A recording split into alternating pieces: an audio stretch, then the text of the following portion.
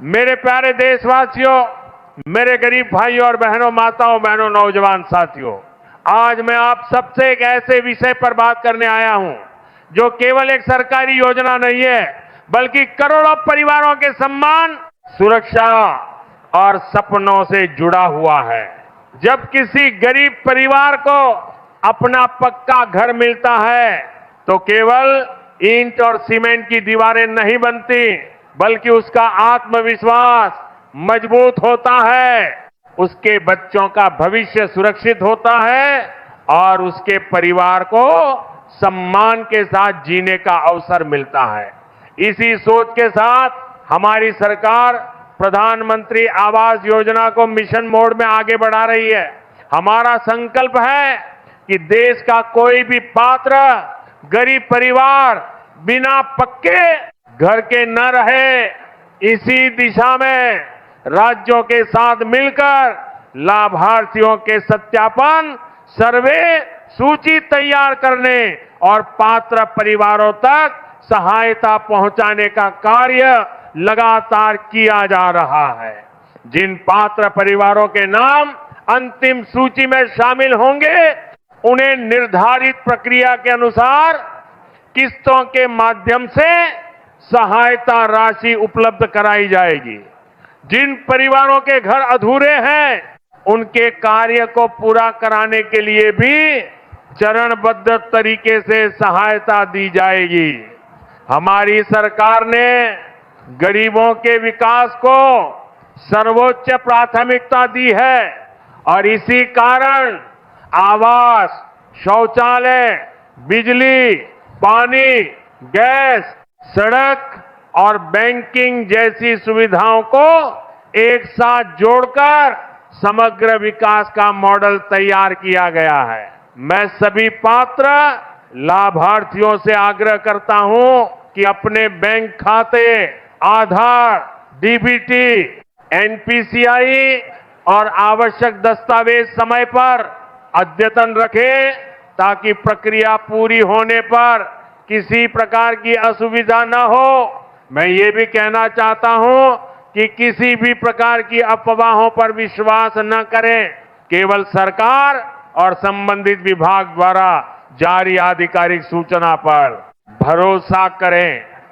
यदि आपका सर्वे हुआ है, आपका सत्यापन पूरा हुआ है और आपका नाम अंतिम सूची में आता है, तो निर्धारित नियमों के अनुसार आगे की प्रक्रिया पूरी की जाएगी। हमारा लक्ष्य केवल घर बनाना नहीं, बल्कि गरीब परिवारों का भविष्य मजबूत करना है।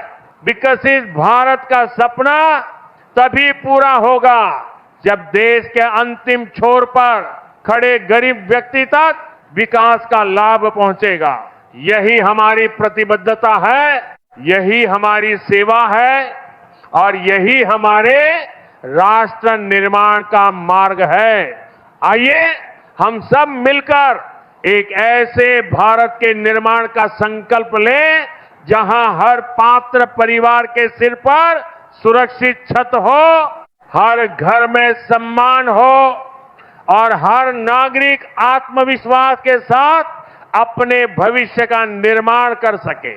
मेरे प्यारे देशवासियों, आज मैं विशेष रूप से उन परिवारों से भी कहना चाहता हूं जो वर्षों से अपने पक्के घर का सपना लेकर इंतजार कर रहे हैं।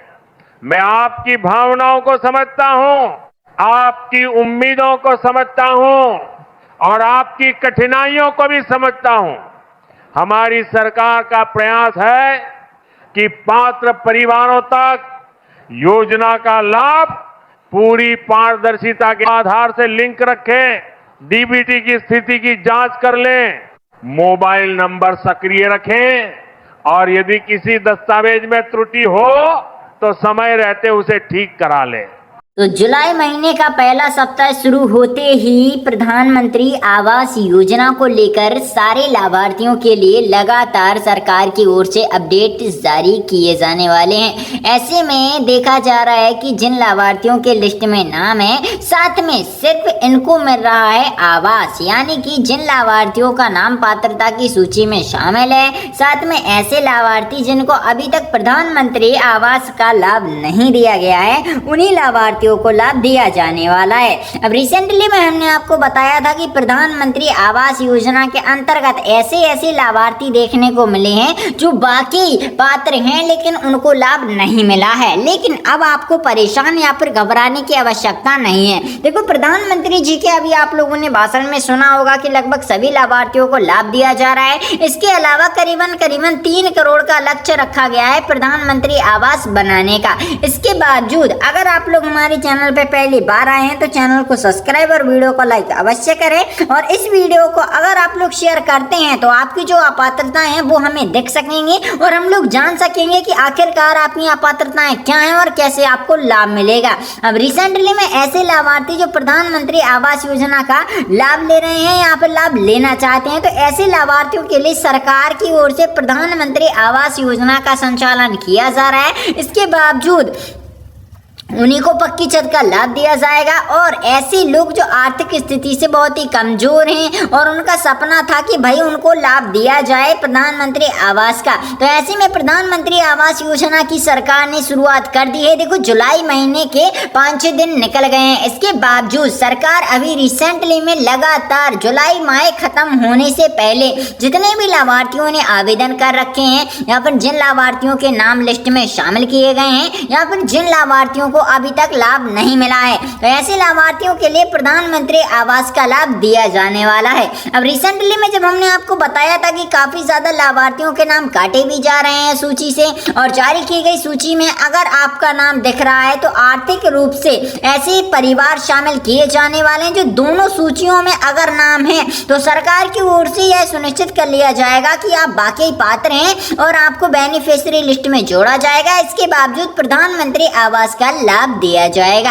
अब सवाल ये है कि प्रधानमंत्री 3.0 के अंतर्गत ऐसे लाभार्थी देखने को मिले हैं जो मुझे लगता है कि सरकार की ओर से इनको लाभ दिया जाने वाला है। देखो, लगभग जब ऐसे लाभार्थी मुझे देखने को मिलते हैं, जैसे अगर आप लोगों ने 2023 में आवेदन किया है या फिर 2024 में आवेदन किया है या फिर 2025 में आवेदन किया है या फिर 2026 में आवेदन किया है, तो सरकार की ओर से ऐसे लाभार्थियों को लाभ दिया जाने वाला है। और अगर आपने आवेदन ही नहीं किया है तो कैसे आवेदन करना है, क्या क्या पात्रताएं रखेंगे, ये सारा कुछ मैं आपको बताऊंगा डिटेल में। इसलिए आपसे एक छोटा सा अनुरोध कर रहे हैं, बार बार इस चैनल को सब्सक्राइब अवश्य कर लें ताकि ये वीडियो खो ना जाए। अब यहाँ पर देख लीजिए, सबसे पहले क्या अपडेट आया है।